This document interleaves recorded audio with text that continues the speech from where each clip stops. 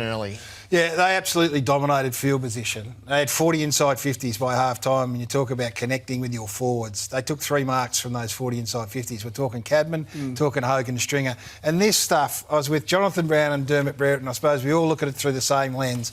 They just ran back to goal. They just showed the ball kicker their back the whole way. Not one player decided to turn around and hit up at the kicker for the easiest kick in footy. Watch this, Lee. Have a look at the numbers here and look at how every single one of them is going back to goal. Every one of them is heading back. There's a dirty, great big hole there to come into.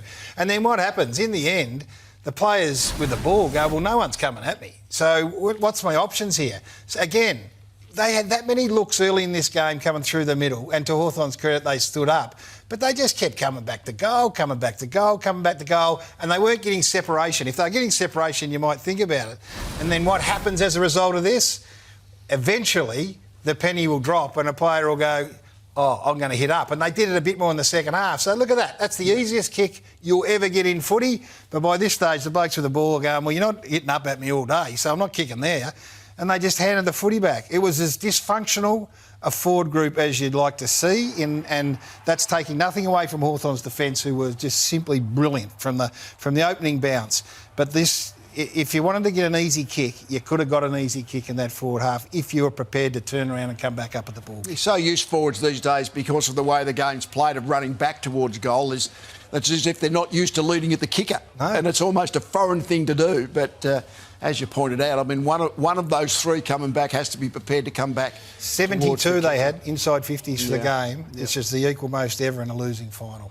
So the picture of the Giants now, who are regressing year on year, so close in a preliminary final against Collingwood. They blew their 2 big leads last year, as is well documented. They come from 42 points down to hit the front in a preliminary final. So they've now lost the full set of finals, a preliminary final, qualifying final, semi-final and elimination final.